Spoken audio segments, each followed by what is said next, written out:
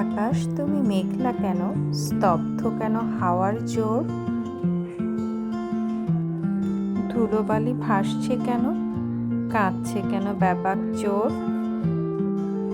বর্ষণমুখী বাদলা বিকেল, আটকে রাখা মনের দল ঋতুতে আজ জানান দিল, এই তো শুরু কাল বৈশাখী ঝড়।